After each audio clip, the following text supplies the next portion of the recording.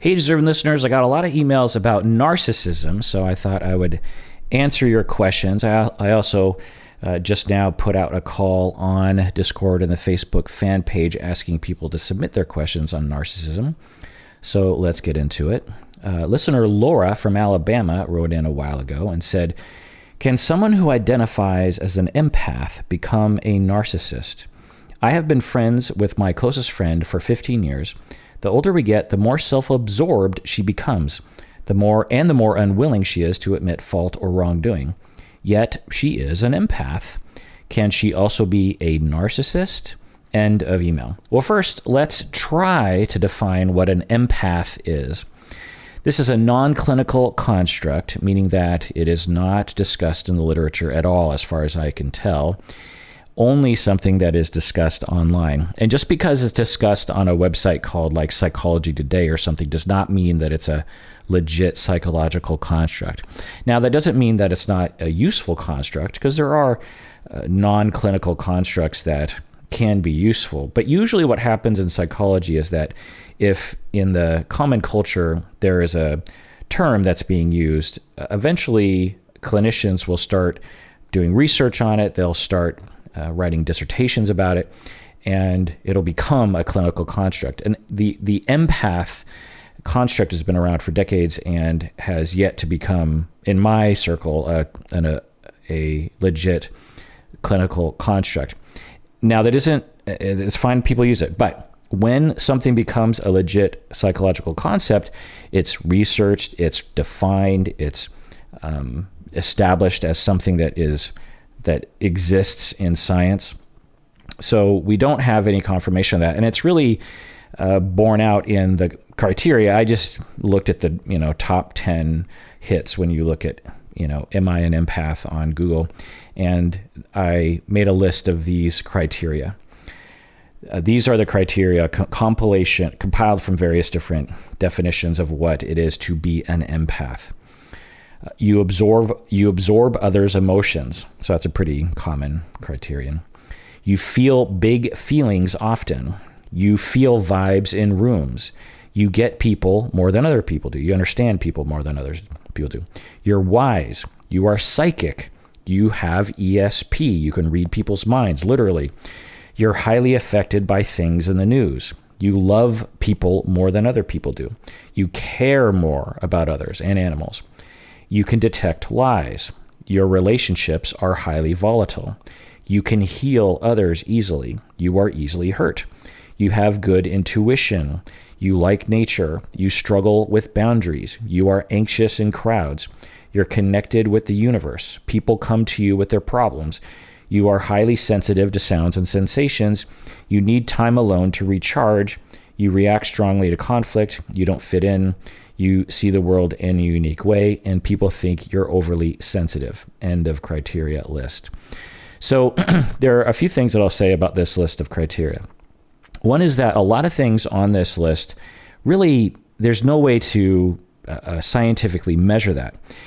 Someone saying that, I don't know, you like nature or something.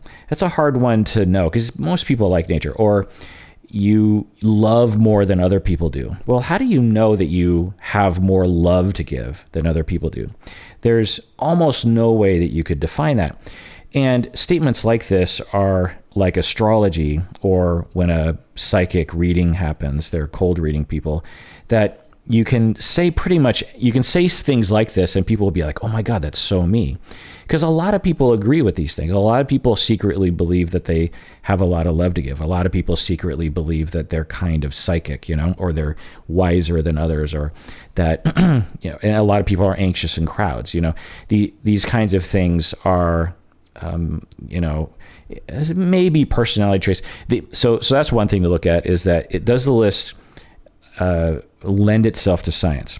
The other thing to ask ourselves about this list is, do these things hang together? So we talk about things hanging together or cohering, like with borderline personality disorder. We'll talk about that, or narcissistic personality disorder, since I'm getting into that today.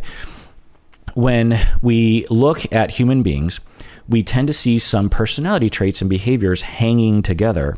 They coalesce into a they tend to gravitate towards each other. People tend to, when you see one, you tend to see others. If someone brags a lot, then there's a greater chance that that person will also have neglect in their past, who will think of themselves as better than others, who will have a lot of envy for others, who will talk a lot, who won't let other people talk, these kinds of things, who tend to be more dominant in a relationship, very achievement oriented. So these are narcissistic traits, and they hang together. They describe what we call a construct in personality and in psychology. Whereas when you just list a bunch of, like type A personality is something that is like this, that there used to be this construct of type A personality, someone who was highly driven, who worked long hours, who was often stressed, who was dominant, who, there's all these lists of I can't remember all the criteria, but when you actually tried to find if these personality traits correlated or were associated with each other or hung together, they did not. You could find someone who was highly driven, but they wouldn't be extremely dominant or something, and the same goes for this empath list of criteria. I'm guessing, I don't know, but if we did research, we wouldn't, plus the list is so long, we wouldn't find that a lot of them would hang together. Now, some of them will, which I'll get into in a second. So that's the first reaction I have to this very long list. It's just, the other thing we want to look at is, how did people come up with this list? All the articles that I saw were just people just saying things. And when we look at personality, we actually use science to study human beings and see what personality traits hang together, what personality traits seem to be associated with each other. There's a thing called borderline personality, that when we find people who fit this criteria, then there tends to be a lot of similar histories, a lot of similar futures, a lot of similar presents, a lot of similar treatment protocols that tend to work with them, a lot of similar problems that these people present with. And they tend to people with borderline tend to understand each other. So with empath, when you just hear this long list of you're wise, you're psychic, your relationships are volatile, you like nature, you're anxious in crowds, I don't imagine that these things really hang together. But I think parts of these do, which again, I'll get into in a second here. All right. So that's what we'll say. But now, here's my take on the empath thing, and I'll get into narcissism in a second, but I just want to talk about the empath thing. So I think there's a lot of people who are attracted to the internet, discourse about the empath construct. And a lot of people come to it. And I think there's the first group of people I'll talk about are, some people are just very good at reading other people. And you'll hear me talk about this. Like Bob is actually pretty good at reading other people and very sensitive to other people because he was abused growing up. And there's a lot of roads to this. You can be preoccupied. You could just be this way too. I think some people are just kind of born more, focused on other people. Sometimes you'll see infants and they just have a lot of eye contact with you. And I think some people are just born just more fascinated with human beings. But of course, if your family life made you more, if you're being abused, it's very important, or if your parent has an alcohol problem, it's very important for you as a child, depending on your role, to be extremely focused and hypervigilant about what the state of your parents are, or the people in your family are, because your life really depends on you being able to read them. I'll never forget, I had a client who said that every day when her father came home from work, she would watch him walk up the street from the front window because she could tell how drunk he was based on how he was walking up to the house. And how drunk he was highly determined how good or bad her evening was going to go. And so if you are in that habit and your neurons are all firing in that direction, then you might be extremely good at picking up other people's emotions.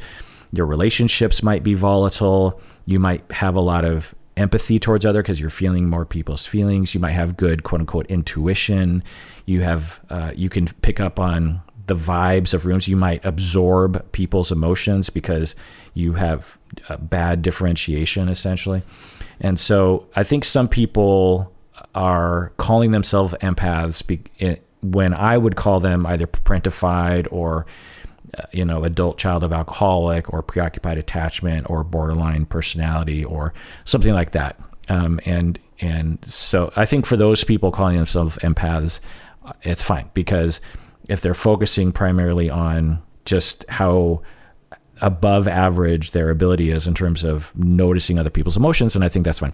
The second group of people, I think, are just narcissistic about their own power, and that they believe they have special powers, like that they can read minds and they can tell when people are lying, when that's empirically impossible. And so they, I think, say they're an empath when, if you dug down a little deeper, they're just putting on this facade of narcissistic superiority because they have extremely low self-esteem.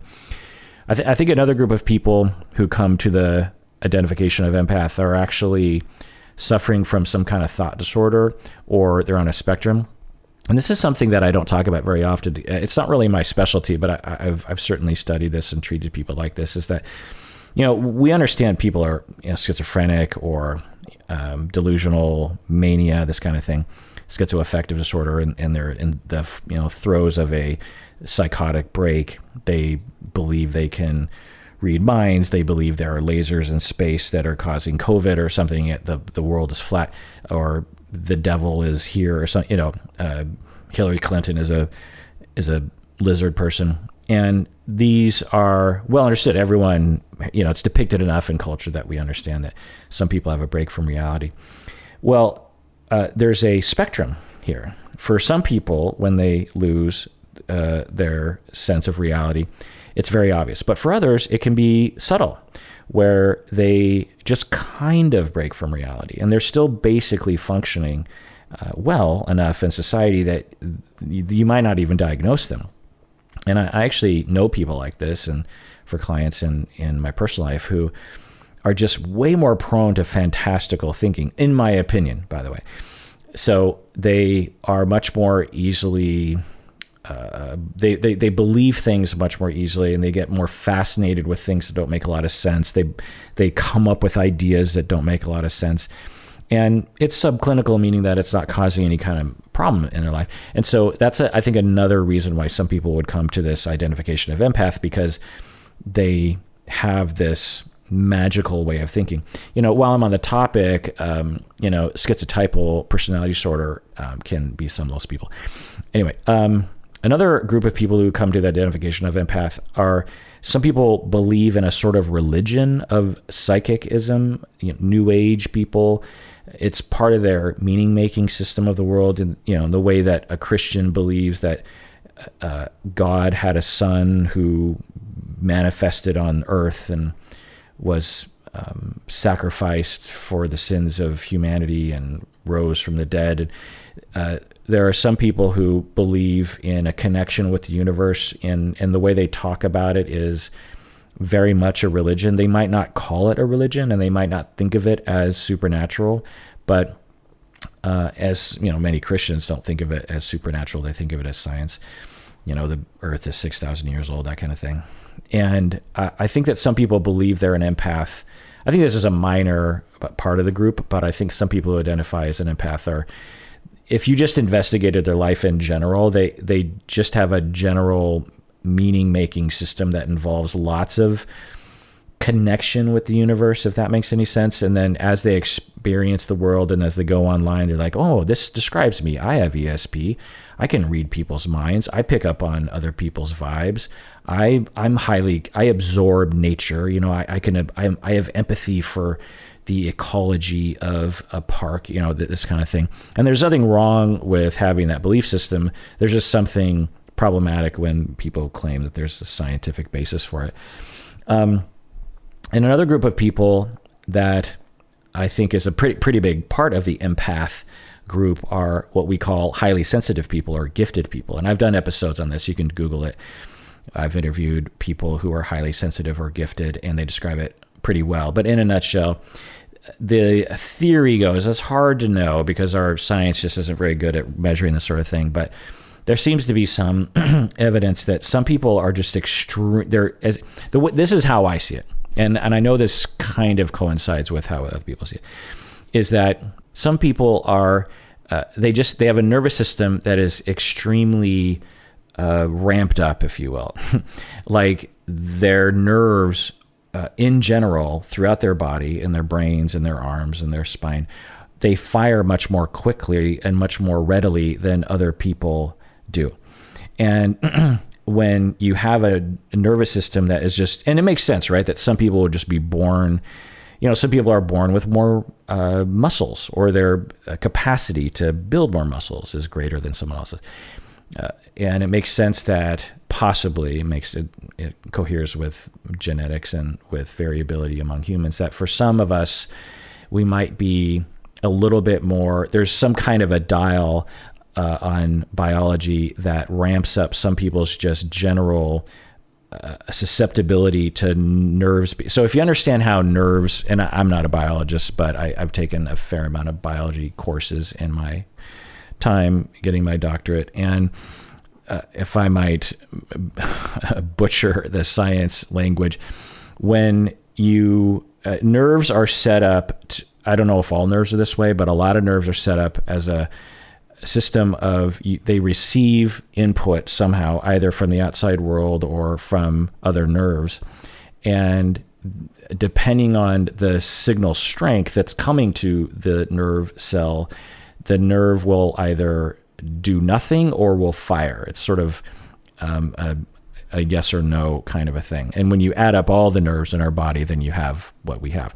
But it's possible that for some nerves, they are just, for some people, they have some sort of genetic difference that makes their nerves just more ready to fire.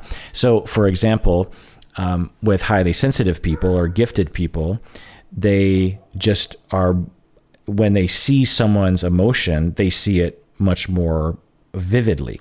When they hear something like a siren, they hear it much more bigger. And this isn't to be confused with autism. That's a completely different experience. But and highly sensitive people or gifted people can sometimes do really well in school. They can also do really poorly in school, because you can imagine if you're overwhelmed with sensations, you might have a harder time. Whereas if you have support, or you're not too sensitive, if your brain is working quickly, you might learn quicker, you're more quick on your feet mentally, that kind of thing. So I think for some people who we might call highly sensitive or gifted, they might also call themselves an empath. Okay, so that's my little lecture on the empath construct. Again, I think for me, if it was a highly sensitive person calling themselves an empath, or someone who is just very good at reading other people's emotions, then I'm cool with it. But the other paths to that identification I find dubious, depending. I'd have to talk to them. But anyway, okay, so now let's talk about, so you're getting back to Laura, your question, empath and narcissism. So now let's talk about what a narcissist is. So let's read your email here. So you say, the older we get with your friend, the more self-absorbed my friend becomes, and the more unwilling she is to admit fault or wrongdoing. Yet she is an empath. Can she also be a narcissist? So I discussed, so you're saying, can my friend be, I know my friend is an empath. So you didn't give any criteria as to what that means. So I don't know what that means. But then you're also saying, can my friend who's an empath also be a narcissist? So what is a narcissist? Well, the answer to that is, I don't know, because again, that's not a clinical term. We have narcissistic personality disorder, but a narcissist is a layperson's term, and particularly the way it's used on the internet. Are we talking about people with narcissistic personality disorder? Are we talking about people who are self-absorbed? According to your email, just contextually, you're saying that your friend is unwilling to admit fault or wrongdoing.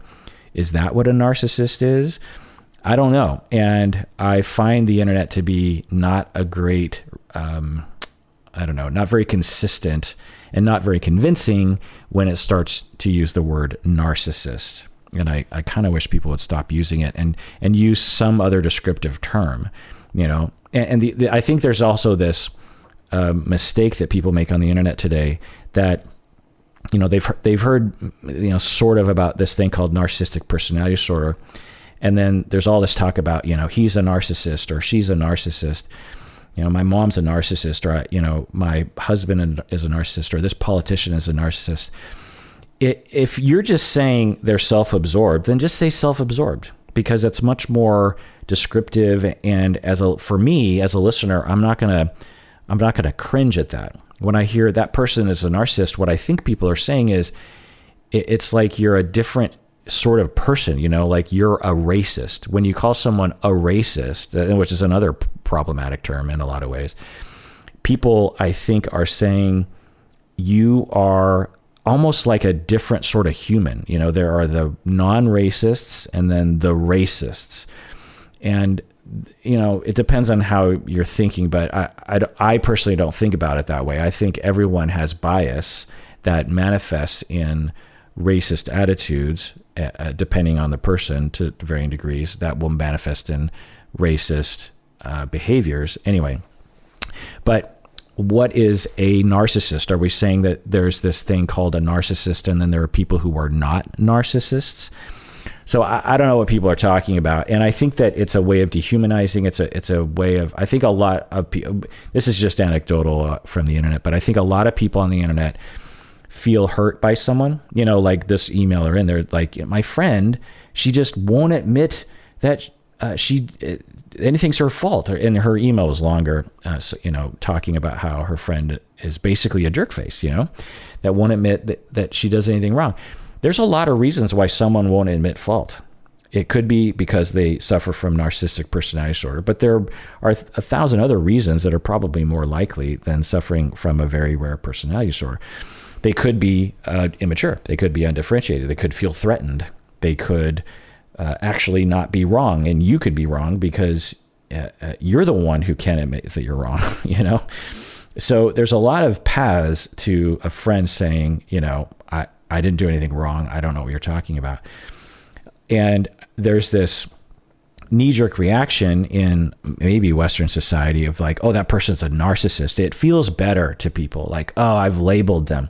There's something broken about that person. That's why this is going bad for me. That's why I feel so, hurt.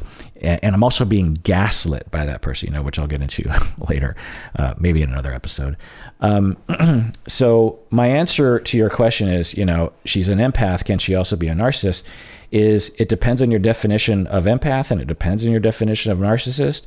But yes, absolutely, people who identify as empaths, because there's no clinical criteria for empath. So we would just have to ask people, do you consider yourself an empath, of which there are dozens of lists completely different from each other of what that means. So can someone identify as an empath and also suffer from narcissistic personality disorder and or be described by others as a quote unquote narcissist? Then yeah, absolutely. These two can be related. If you identify as an empath, one of the roads, as I said earlier, is that you are narcissistic about who you are, and you actually believe that you can read other people's minds, and that you have these sort of special powers. And so the identification of empath actually emerges from a narcissistic personality. So there's that. But they could also not be related.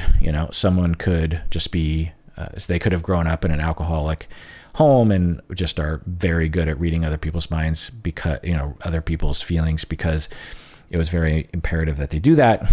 And they also are self-absorbed, or also, have narcissistic personality disorder. But anyway, let's read another email. All right, this next email is from an anonymous patron. She writes, I've heard you say on the podcast that you think that narcissistic personality disorder and borderline personality disorder are kind of the same disorder. Can you elaborate on this? End of email.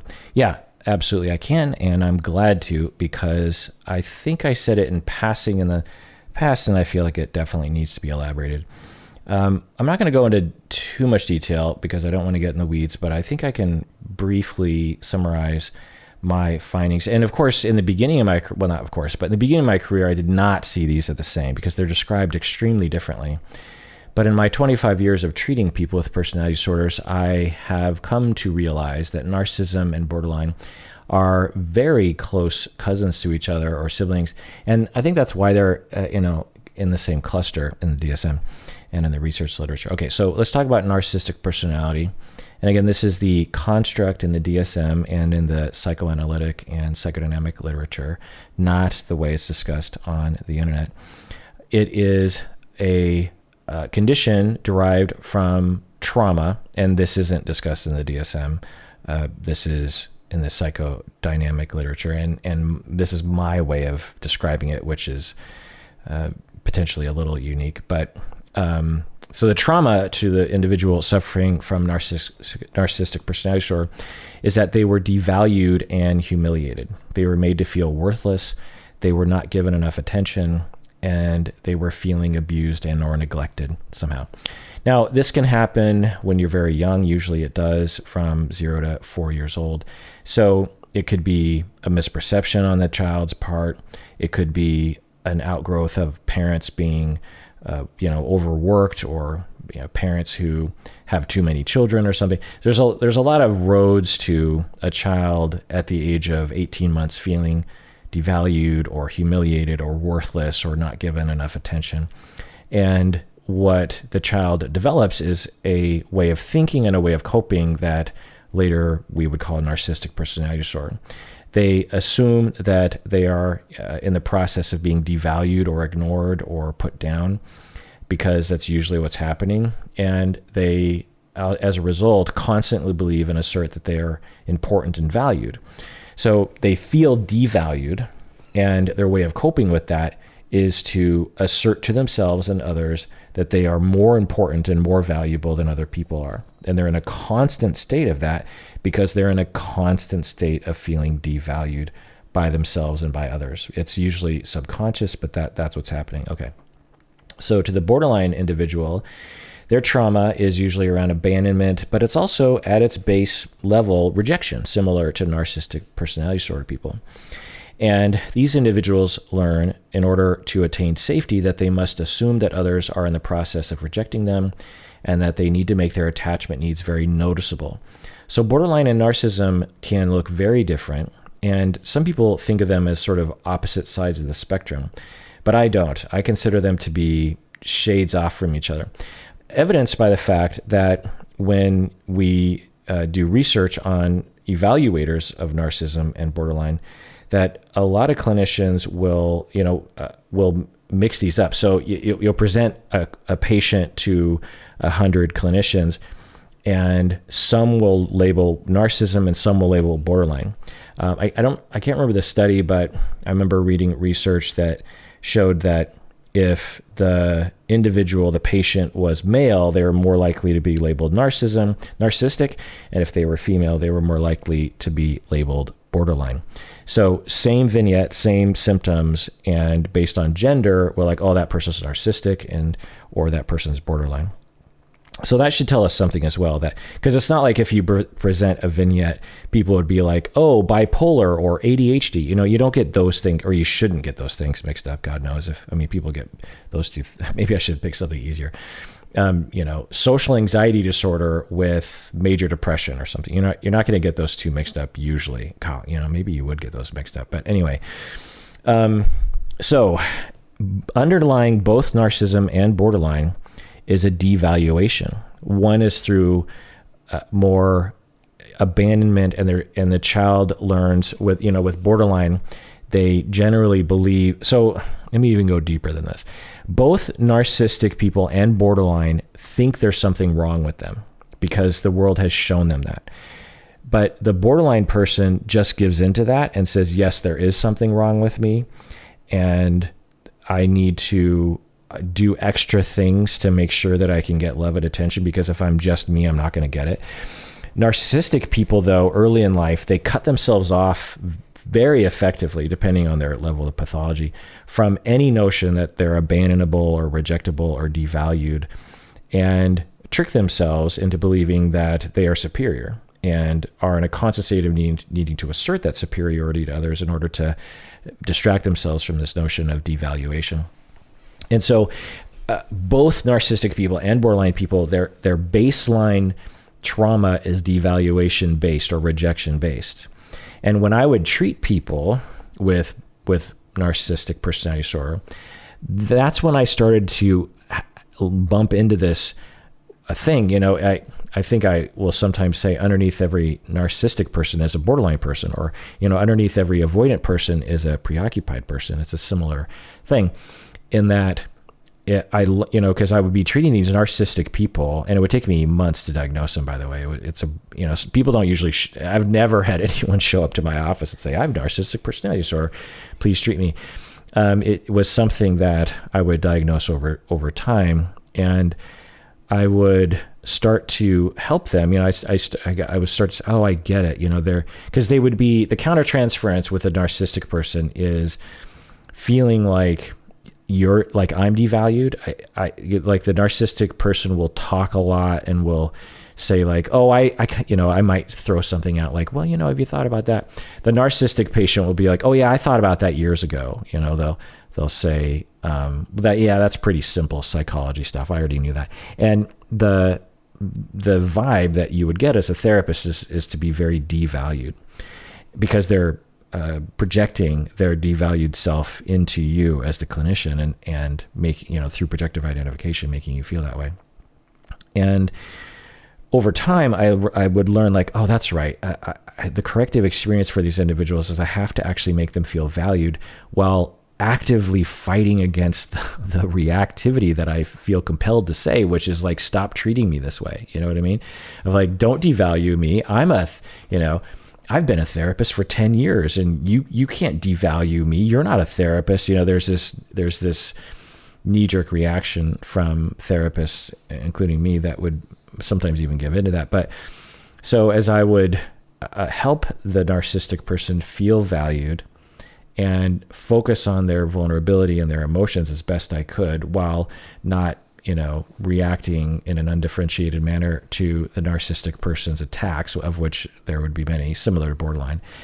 And I would see that the narcissistic person was extremely vulnerable. I would find that they were just, underneath this veil of grandiosity and superiority was just a vast sea of unbridled pre-verbal emotions that they had no way of dealing with. They could not even look at those emotions. It was just like terrifying to them, in the same way that it is for borderline. I was like, oh, underneath this, and after, I don't know how many times it happened, and every person with narcissism was different, but this underlying trauma was the same. I'd be like, oh, underneath every narcissistic person is a borderline person. Because borderline people they wear their hearts on their sleeve. A borderline person is suffering.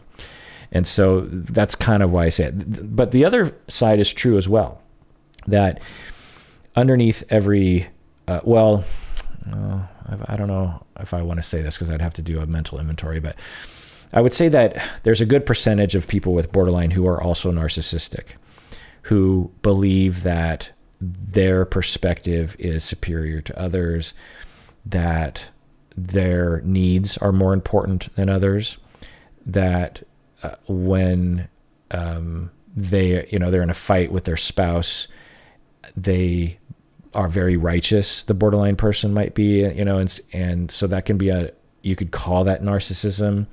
Many people with borderline who haven't been treated or haven't achieved some security will have a really hard time admitting that they've done anything wrong, because they are similar to people with narcissistic personality, desperately trying to cover up the fact that they feel worthless by coming across as superior to themselves and to others. So that's why they're related. Having said that, people with there are some people. Let me think about this. When I think about all the patients that I've treated with personality disorders in this category, because I've treated people with, personality disorders, these are the two main personality disorders people talk about, but pretty much every personality disorder has entered my office. But when I think about these two, there are people that are extremely quintessentially narcissistic, and there are people that are extremely quintessentially borderline. And then there are people kind of in the middle who, to be honest, when I conceptualize them, I don't think of them as narcissistic or borderline. I just think of them as kind of like this borderline or bordercistic or something. And I don't think about them in that language system. And even with people with narcissistic personality disorder, I don't think about them in that language system. I think about them in terms of their relational traumas. Anyway, let's take a break. When we get back, more emails. All right, this next email is from patron Natasha from California. Patron Natasha, you are slowly becoming as famous as famous patron Lyndon. You know, famous patron Lyndon has been around for many years, and so have you, Natasha. And both you, Natasha, and Lyndon have flown in to our live events and met us in person. And Natasha and Lyndon, you both write in very excellent questions all the time. So I think, Natasha, we might start calling you famous patron Natasha. Also, whenever I get an email from you, Natasha, I think about how we met later, you know, because you came to the show, we met there, but, you know, we were going out afterwards, and I was so tired by the time we went to this karaoke place with Berto, and I remember just being a lump on a log. So whenever I think about you, I think about being a lump on a log in a bad way. But anyway, I will not be a lump on the log, and I will read your email right now. Does passive aggressive include narcissism? I sometimes think about my behavior while enlisted. I sometimes think about my behavior while I was enlisted, how I could be self-destructive because I'd be overtaken by this sense of being above a certain task. So I would passive aggressively take a long break or do some other task I felt was more fitting to me. I often felt ashamed after. Is it possible to be on the passive aggressive spectrum without a heavy dose of narcissism? End of email.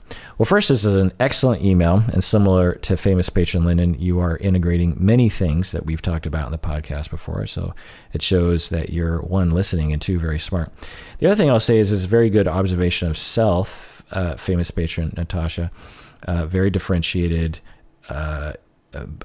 discussion of yourself. You know, it takes a big person to be able to admit to yourself and to others that you can behave in a passive-aggressive way. All right, so let's talk about passive-aggressive personality disorder.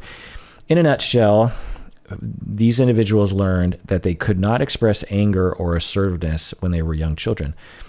They were also constantly feeling as though they were being treated unfairly. So essentially what happened with these children is they were probably being abused, particularly when they were asserting themselves, or, you know, because children express anger all the time. It's like, I don't want to go to bed or something.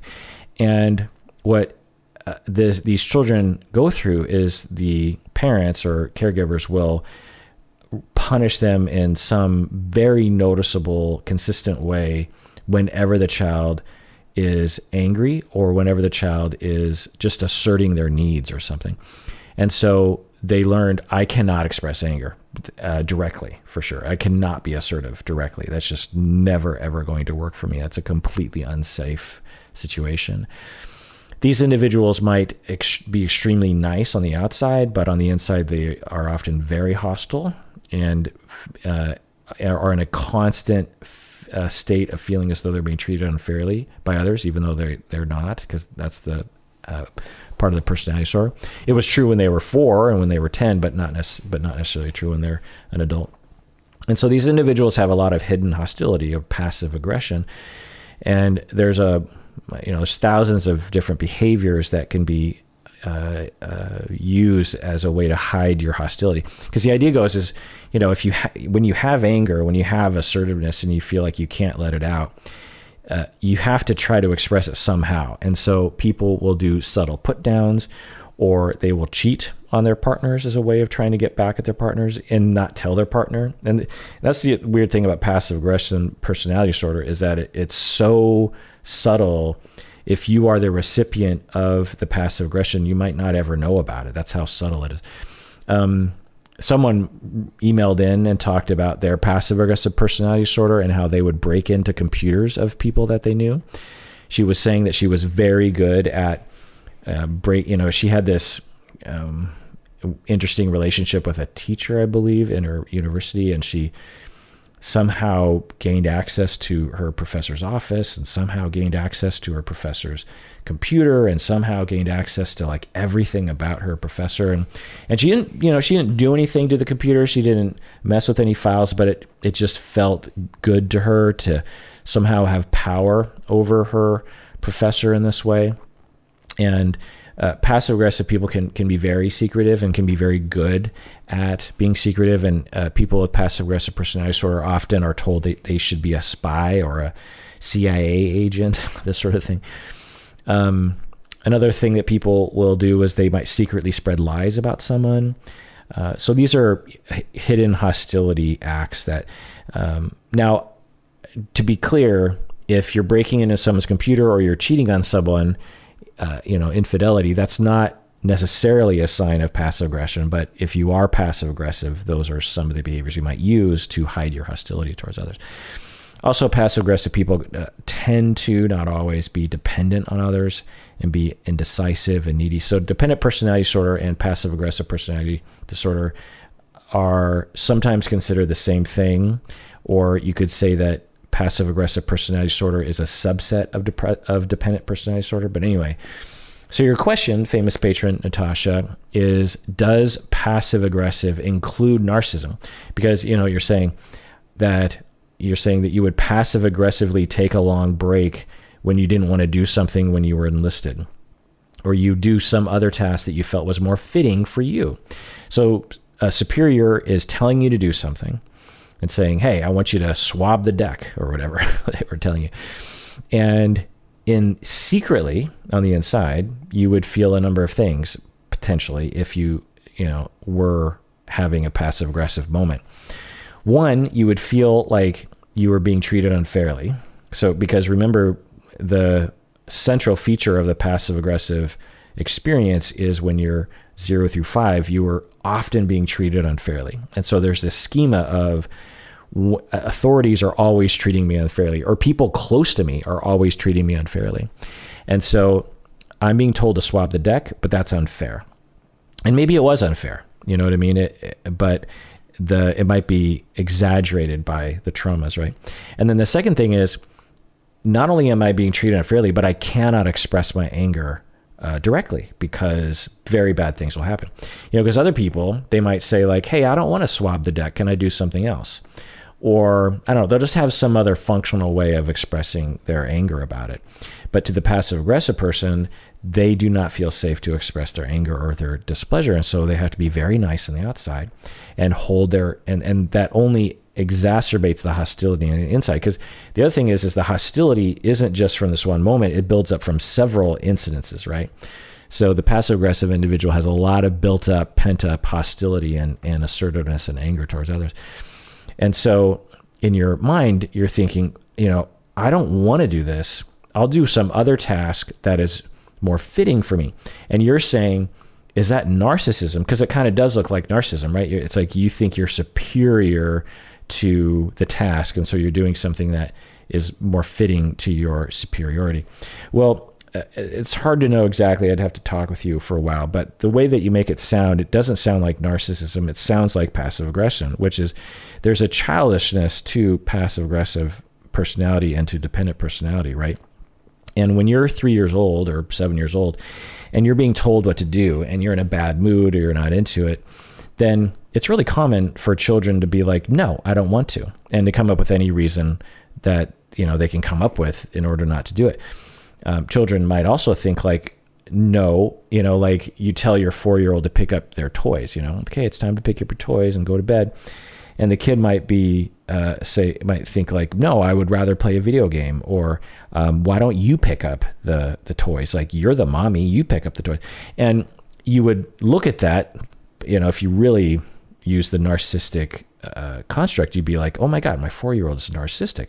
She doesn't pick up her toys. She thinks that she's better than that. She thinks that she's superior, and she thinks like I'm her slave and I'm going to pick up her toys. No, we don't say that, right? We just say, well, you're a kid and you're inherently narcissistic of a 4-year-old. It's normal for 4-year-olds to be way more self-centered and not as empathetic towards others as they will be when they're older, right? Depending on how we define empathetic. But the point is that when you retain that trauma and that experience and that mindset and you're 35, then it's going to come out in an adult manner, but the baseline feeling is the same of just like, I don't want to, you can't make me.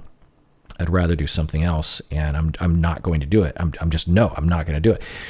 So that's not narcissism. That's just right down the middle, passive aggressive personality.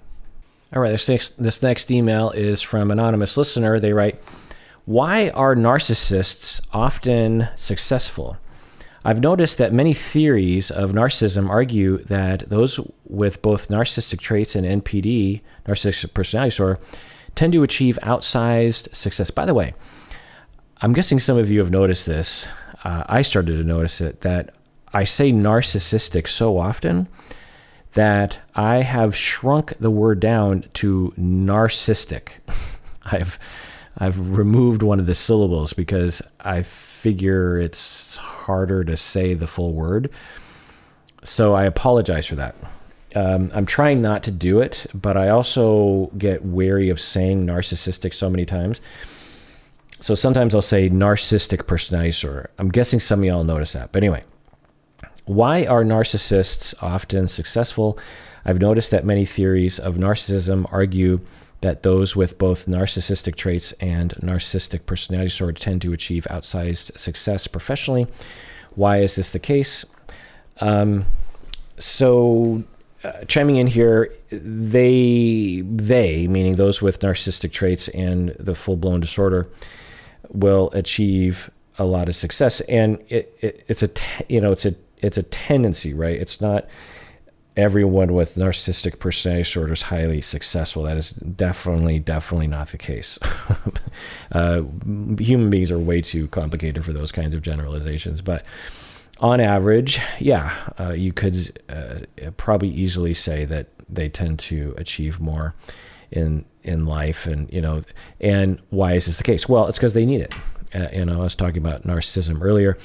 They need it to survive emotionally. They need to feel superior to them. They need to establish to themselves that they're superior. They need other people to understand they're superior.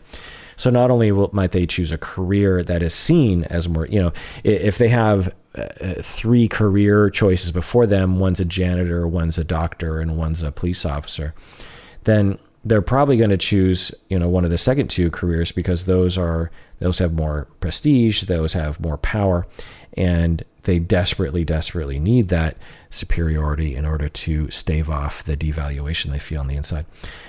You have another question here. If narcissism is pathological, why can it predict achievement?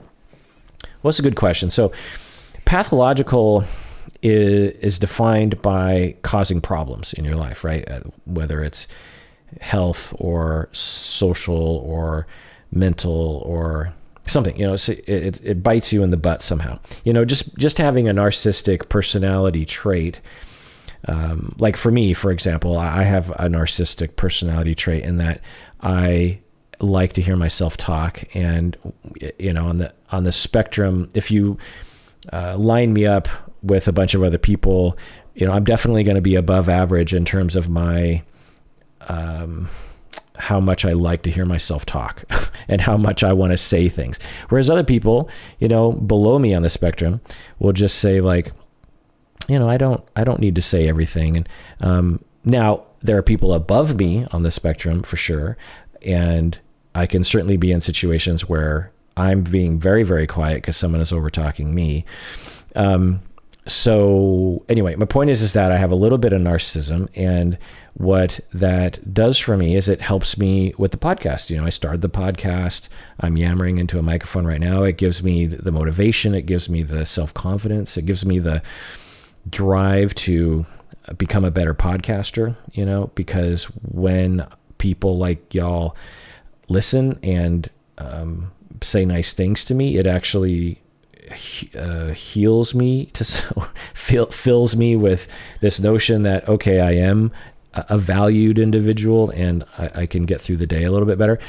But I'm not so pathological that I need to constantly assert that I'm superior to everyone around me. You know what I mean? So I have a dash that motivates podcaster behavior. And getting into the weeds a little bit about podcasting, when I first started the podcast, and really throughout, I'm a bit of a perfectionist, and I never wanted the podcast to be, I always wanted it to be as best as it could be, because I listen to a lot of podcasts, and I find there's a wide variety of quality, and I never wanted to be one of those, lesser quality podcasts out there.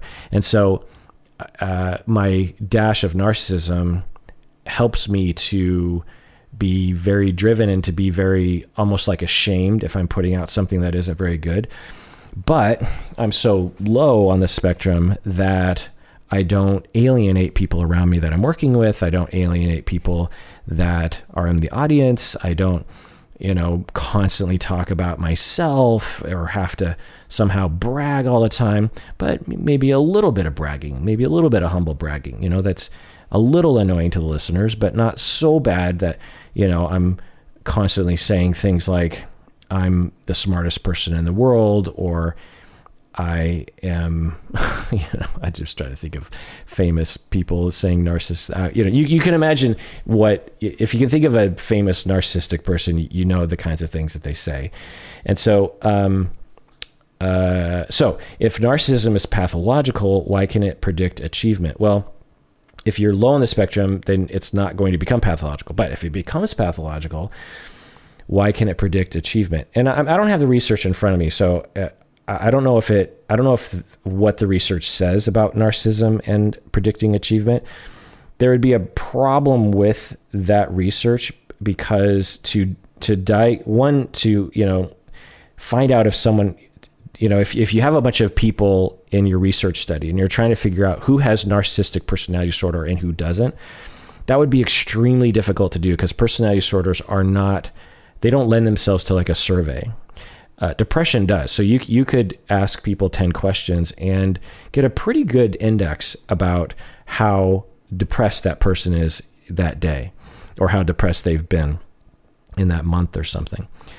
So, and then, because the way research works is you only have so much money and time. And so you get like 100 people and you send them a survey, and one thing measures how depressed they are. And then you say, how much achievement have you reached? And so that's another kind of squishy construct, right? Like, how much has one person achieved? How do we put an index to that? Because it all comes down to numbers, right? So if you're looking at so-and-so over here, on a scale from 1 to 10, how much have they achieved? Whereas opposed to the person next to them, how much have they achieved compared to that? That's a hard thing to answer. So not only are we trying to determine who has narcissistic personality disorder, which is hard, and a lot of clinicians don't even agree, we're also trying to determine how much someone has achieved in their life, and then you're correlating those two things.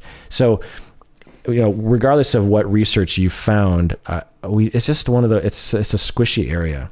But is it possible or even likely that people who with narcissistic traits are more have quote unquote achieved more or seen as, and that's maybe the key, is that they often will be seen as they achieved more, because that's the most important thing to the narcissistic, particularly the person that's pathological, high on the spectrum. So often what you will find is that people with full-blown narcissistic personality disorder, they might look like they're achieving a lot from the outside, but if you are in the inner circle, you know how horrible of a person they are. Or if you're in their family. So a very common complaint that I'll get from family members of people with NPD is they will say, everyone loves this person. Everyone loves her. Everyone loves him. And they have no idea what she is like when she comes home. They have no idea what he's like when he comes home. When he comes home, he is a monster. And if they knew what he was really like, no one would like him. But he's so good at putting on a facade for everyone that people think he's the nicest, kindest, wonderfulest. And people come up to me and say, you are so lucky to be married to that person. So yeah. You also ask the question, what attribute of narcissism causes the achievement? Well, many attributes, but two that pop into my mind are envy. So people who suffer from NPD are often very envious of others, very prone to envy of that person is superior to me. I must get to their level. I must get what they have. And also they're very focused on being superior, because if they are not seen as superior, then they have to think about how devalued they are. Another question you ask is, can people without high levels of narcissism also achieve professionally, or will they usually be surpassed by those with higher relative narcissism? Yeah, absolutely. I would say most people who are successful do not have narcissistic traits. So I don't know where you're coming from, anonymous listener, but it sounds like maybe you're feeling defeated or something, and you're like, I don't have narcissism and I'm never going to achieve anything. No, absolutely not. Like I said, most people who have succeeded do not have narcissistic traits. And again, it depends on what we mean by achievement. But anyway, is the achievement and success of narcissistic people healthy, or is it detrimental? It's a good question, and I appreciate it because it gets at the one of the hearts of the matter, which is that because people believe that narcissistic or narcissists are evil and everything around them is evil, which is just not true. You can have full-blown narcissistic personality disorder and be a wonderful person. Having a personality disorder does not make you a bad person. People with borderline personality disorder, people with narcissistic personality disorder, people with histrionic, people with antisocial personality disorder, people with psychopathic personality disorder, people with passive-aggressive personality disorder. Because you have a personality disorder does not mean you're evil, does not mean you harm other people, does not mean you're bad. So can narcissism cause behavior that can be evil? Sure. But evil behavior can come from a variety of places.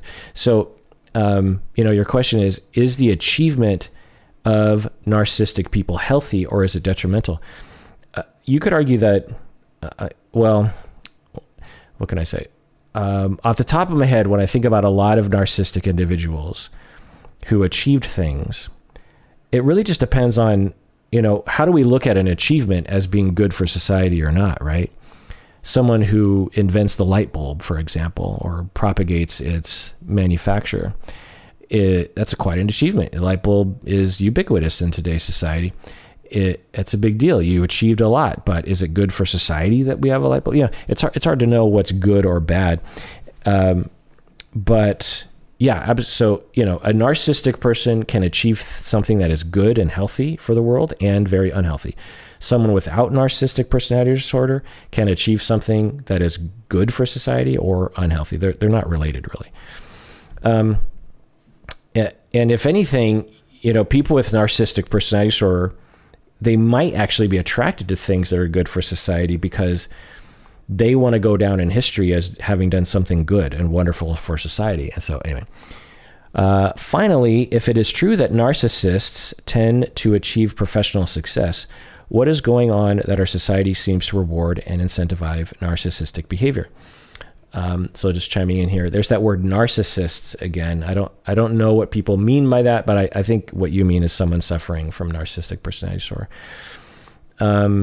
So you're saying if they, tend to achieve success, what is going on in our society that seems to reward them? Well, we tend to follow confident people. We have a bias for confident people, and it's proven in our political system.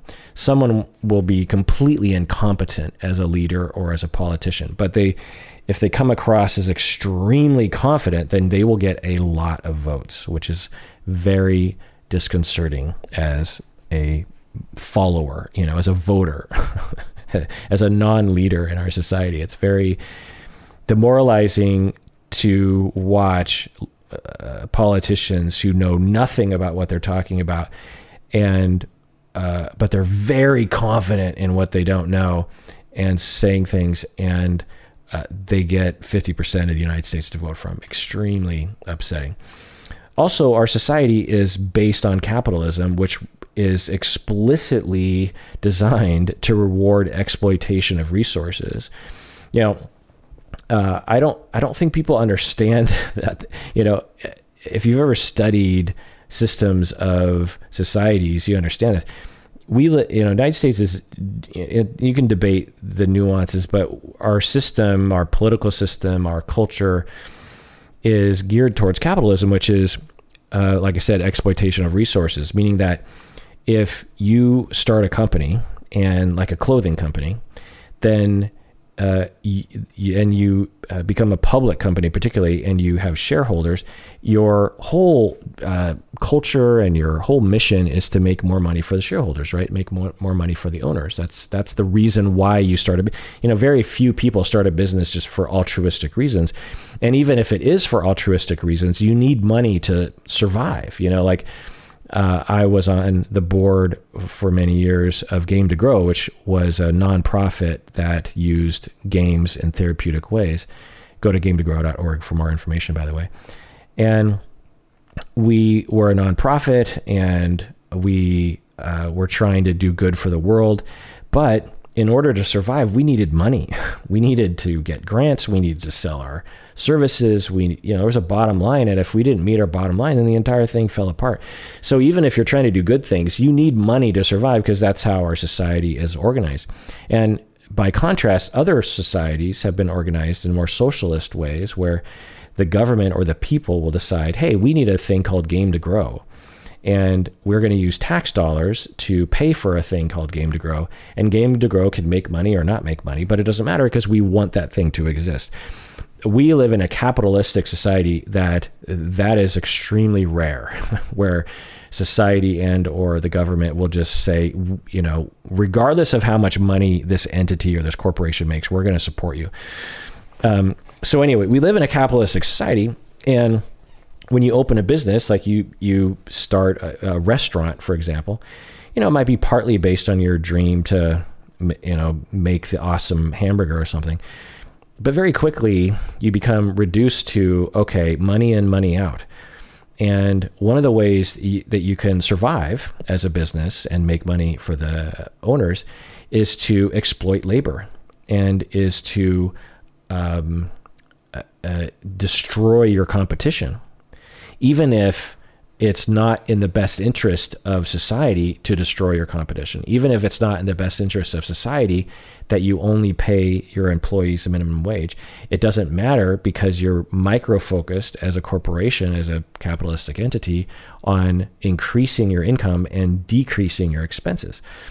So when you are suffering from narcissistic personality disorder, and you have a problem with empathy, and you have a deep need to absorb as much money or power as possible, then your personality traits fit very neatly into the society. Anyway, you have another question. And what does this say about the many instances of leaders in recent years who seem to accomplish things but turn out to mistreat all the people around them? Yeah. So you're saying, you're observing leaders who accomplish things but turn out to mistreat people around them. There's a lot of diagnosing that's being thrown around, and I've done a whole deep dive on Donald Trump, for example, and I don't want to participate in that, diagnosing from afar, but what do I say? Well, I've already said a lot about that, but yeah, can a politician with narcissistic personality disorder rise in power and in getting a lot of votes, even though they don't care about people and they're pretty much only concerned about themselves? Absolutely. And that's happened throughout history for thousands of years. We have stories of that. And can those individuals actually harm our society in the end, because they're not actually interested in bettering society? They're only interested in bettering themselves. Can that happen? Has that happened? Yes. And the difference between today and in the past is, today, what we get is what we get. But in the past, these individuals would cause millions upon millions of deaths in large world scale wars. We don't have that anymore. So I want people to put that in perspective. It doesn't mean that we don't fight back. It doesn't mean we don't vote. It doesn't mean we don't speak out. It doesn't mean we don't recognize the bad things that are still happening, of which there are. But we live in a much better world today than in the past. I mean, there were narcissistic people 50, 70, 100 years ago, and not just in the Western world, but all over the planet, who rose to power because of their narcissism and proceeded to commit genocide upon millions of people, depending on whoever it was that they needed to scapegoat in order to raise in power. And so, so why am I saying that? I guess I'm saying that for my sake, honestly, because when I think about politicians today in my country who do not have the people's interest in mind, it's demoralizing. And as a way of gaining perspective or being able to sleep at night, I'm just like, well, at least it's not as bad as it used to be, and maybe it'll be better in another 100 years. Anyway, I don't know. Okay, well, I actually put out a call on Discord and the Facebook fan page to ask questions, and I never got to them, but I'll get to them in part 2.